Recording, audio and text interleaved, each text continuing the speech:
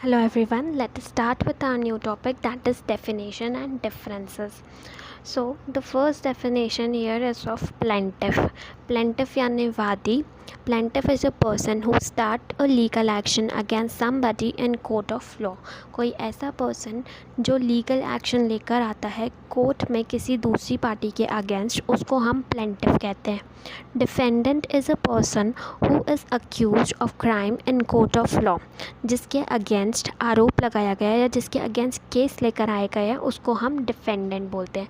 Defendant को हिंदी में प्रतिवादी बोलते हैं. Defendant is opposition of plaintiff. Now the next definition is of prosecution. Prosecution को हिंदी में अभियोजन कहते हैं.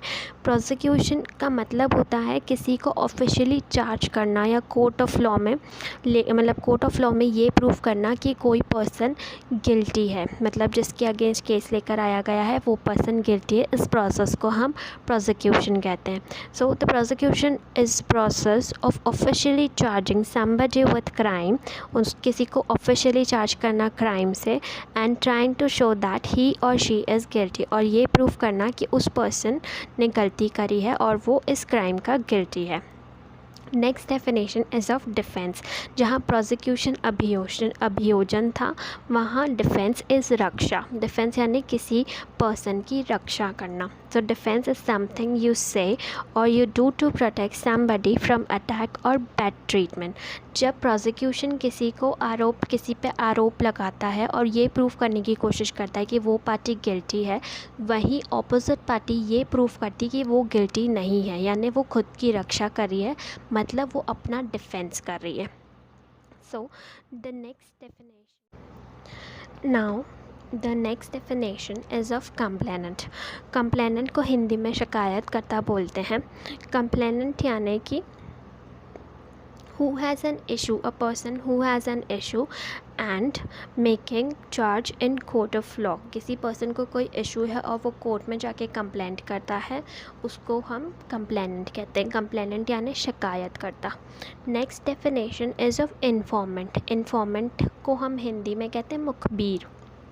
Informant is a person who gives secret knowledge और इन्फॉर्मेशन टू पुलिस.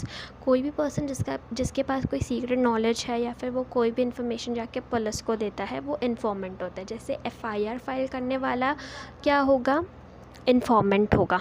FIR करने वाला is informant, not complainant. Next definition is of accused.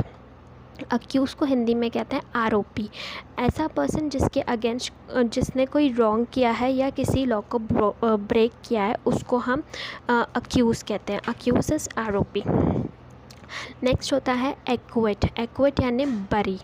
क्या होता है कि अगर कोई पर्सन, मतलब कि कोर्ट ऑफ लॉ में जब वेरियस एविडेंसेस या विटनेसेस को देखकर ये पता चले कि किसी पर्सन ने कोई क्राइम नहीं किया है या जिस क्राइम का उसके ऊपर आरोप लगाया गया है वो झूठा है या वो प्रूफ नहीं होता है, तो वो पर्सन एक्विट हो जाता है, यानी वो पर्सन बरी हो जाता है.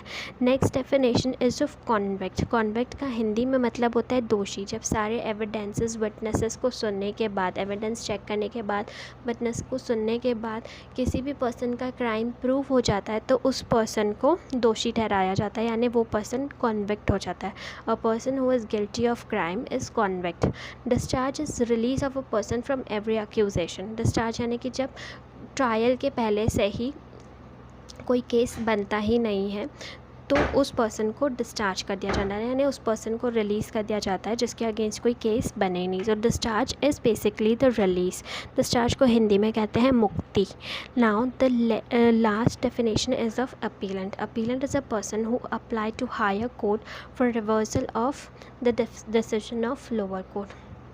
कोई ऐसा पर्सन जो लोअर कोर्ट के डिसीजन से अग्रीव रहता है या सेटिस्फाइड नहीं होता है और वो हायर कोर्ट में अप्लाई करता है, तो उस पर्सन को अपीलेंट कहते हैं. मतलब अगर वो अपील फाइल करे लोअर कोर्ट के अगेंस्ट, तो जो अपील फाइल करता है is appellant. So here we complete our basic definitions and differences. Thank you for watching.